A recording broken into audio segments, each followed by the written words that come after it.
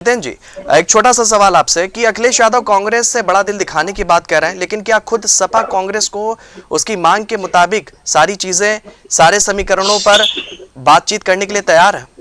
जितेंद्र जी, सुमित पाठक जी, पहली बात तो कांग्रेस की कोई मांग नहीं है।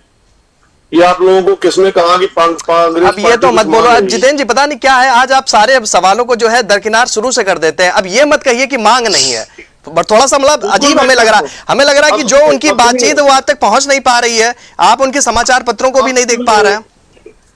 नहीं, आप कांग्रेस का वर्जन आप क्यों दे रहे हैं? ये तो कांग्रेस कहेगी ना। आप अपनी लाइन स्पष्ट कीजिए कि हाँ, जो वो मांगेंगे हम देंगे। अरे शोभित पाठक जी, सुनिए तो, अब सवाल का जवाब तो सुनिए, ध्यान से सुनिए। जी जी जी, प्लीज। मांगा वहां जाता है, हम क्या कुछ देने वाले हैं? ये मांग आप उसको वैसे ही छोटा बताया दे रहे हैं कि वो मांग रही है। इसके पीछे मंशा क्या है? अब क्या कहना चाहते हैं? कांग्रेस मांग रही है, हम दे रहे हैं, ये गलत बात है ना।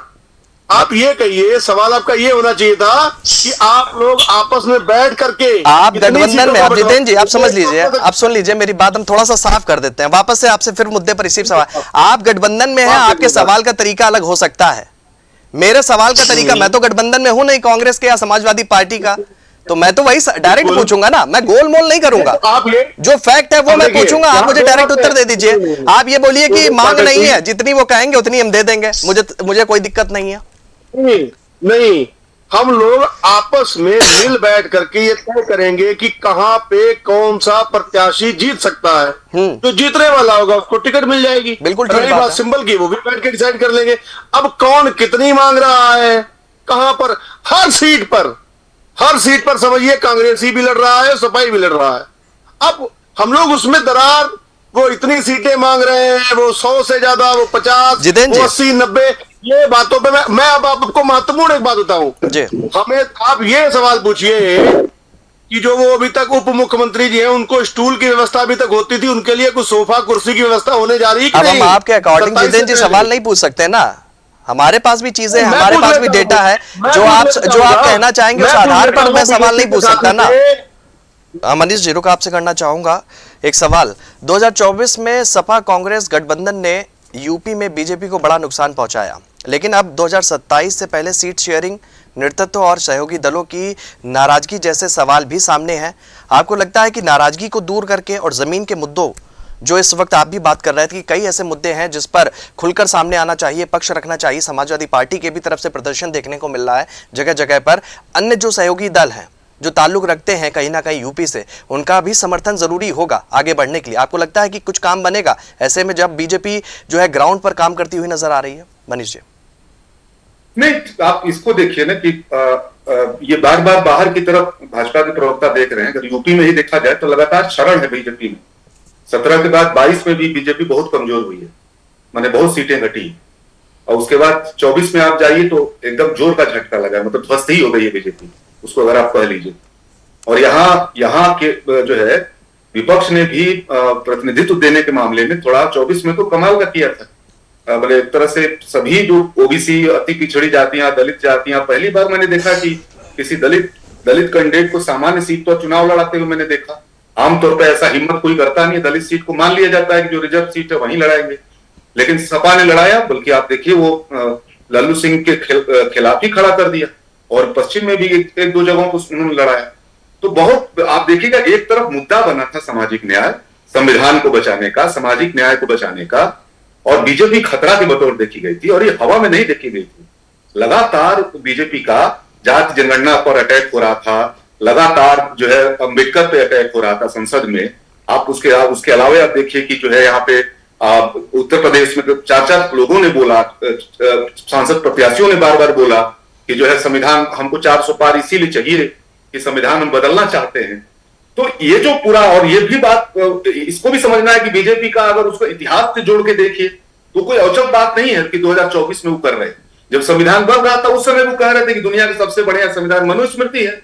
आप ध्यान दीजिए, और मनुस्मृति दलितों के बारे में क्या सोचता है, महिलाओं के बारे में क्या सोचता है, पिछड़ों के बारे में क्या सोचता है, आप जान लीजिए। मनुस्मृति की सबसे बड़ी समर्थक आरएसएस रही है, आप इस बात को समझिए। तिरंगा झंडा को तो 2002 तिरंगा झंडा को बोला कि ये तो कह लीजिए अपशकुन है 3 रंग, और उसको 2002 तक स्वीकार नहीं किया। तो लोगों ने कोरिलेट कर लिया आजादी के दौर में आरएसएस का भारत को एक हिंदू राष्ट्र और एक तरह से कह लीजिए अपर कास्ट हेजेमोनी वाला राष्ट्र बनाने का जो उसका मिशन था, और उसके चलते वो संविधान का विरोध कर रहे थे, उसके चलते तिरंगे झंडे का विरोध कर रहे थे। जब दोबारा इस दौर में आए हैं सत्ता में और जब ये बोलने लगे हैं संविधान को बदलने के लिए, तो लोगों ने इतिहास और वर्तमान को जोड़ लिया। और इसलिए मेरा कहना है कि उत्तर प्रदेश का चुनाव बिल्कुल अलग तरह का होगा। इसको बिल्कुल बंगाल से, बिल्कुल असम से जोड़ना हमको लगता है कि और ये दोनों के लिए है। बीजेपी को भी ये भ्रम में नहीं रहना चाहिए कि और जगहों पे वो अब जीते हैं तो उत्तर प्रदेश का मसला भी हल हो गया। विपक्ष को भी इसको लेकर के निराश नहीं होना चाहिए कि बंगाल में हार रहे हैं और तमिलनाडु में हार रहे हैं तो यहां भी हार जाएंगे। उत्तर प्रदेश की राजनीति बिल्कुल बदल चुकी है, वो केवल कुछ भ्रम वाला मामला नहीं है। और अभी भी आप देखिएगा, मेरा कहना है, जल्दी जल्दी मैं कह दूं, मेरा कहना है कि अभी वो सवाल क्यों बना हुआ है। अभी यूजीसी एक बिल आया और यूजीसी बिल में सबसे ज्यादा बीजेपी के समर्थक ही मोदी के विरोध में चले गए। क्या क्या बोला आप समझिए, प्रधानमंत्री को तेली तक बोला सड़क पर उतर के, उन्हीं के समर्थक, और उसको डर के मारे उसको ठंडे के बस्ते में डालना पड़ा। अभी जनगणना हो रही है और जाति जनगणना का सवाल आप देखिए ना, वो 33 सवालों में जाति जनगणना का सवाल नहीं है। आप इस बात को देखिए। अभी बीच में एक पुजारी, यादव पुजारी कथावाचक थे, उनको इसलिए पीट दिया गया कि यादव कैसे कथावाचक हो जाएगा। ये लगातार अभी बीच में आपने सुना होगा अमित शाह ने संसद में बोला कि इतना भगवान को याद करते अंबेडकर, इतनी हिकारत भरे ढंग से अम्बेडकर को उस समय नाम लिया। मनीष जी, एक तरफ तो ये बयानबाजी, मेरा ये कहना है, मेरा ये कहना है, सुन लीजिए बस 2 मिनट, 1 मिनट। मेरा ये कहना है कि ये जो अभी उत्तर प्रदेश की राजनीति है, अगर राज मशीनरी का अगर जबरदस्त लेवल पे जिस तरह से प्रयोग हो रहा है जुडिशरी को भी इन्वॉल्व करके, अगर वो उससे नहीं हुआ तो बीजेपी की राजनीति न केवल सामाजिक न्याय वाले एंगल से घिरी है, बल्कि शंकराचार्य मतलब हिंदू धर्म की तरफ से भी उस पर अटैक हो रहे हैं, और जेनजी की तरफ से भी, यूथ की तरफ से, पेपर लीक जो बेरोजगार नौजवान है उनकी तरफ से भी इनके ऊपर अटैक हो रहे हैं, और लखनऊ और दिल्ली का तनाव भी है। मैं तो देखता हूं उत्तर प्रदेश में जितनी भाजपा घिरी हुई कहीं नहीं घिरी हुई। जी ठीक है, एक तरफ तो ये समीकरण है जब आप कह रहे हैं कि भाजपा घिरी हुई है, ठीक है। दूसरी तरफ विपक्ष की तैयारियों पर भी नजर डालिए। आपको लगता है कि ग्राउंड पर जो बात कहनी चाहिए बंद कमरों से बात बन जाएगी? मनीष जी, नहीं, मैं यही कह रहा हूं, मेरा एकदम इससे सहमति है कि जितना खराब दौर में अभी बीजेपी है, माने उसके सारे नैरेटिव डाउन है, हिंदुत्व उसका दब गया है, राष्ट्रवाद वाला सवाल को ट्रंप साहब ने पोस्टमार्टम कर दिया है, और मोदी ब्रांड बिक नहीं रहा, राज मशीनरी का अभूतपूर्व प्रयोग हो रहा है। ठीक है। तो अब इस समय विपक्ष को जितना जनता की अदालत में जाना चाहिए, और उत्तर प्रदेश को एकदम से आप कह लीजिए कि लाखों लोगों के बीच में उसको पहुंचना चाहिए, चुनाव आने का इंतजार नहीं करना चाहिए।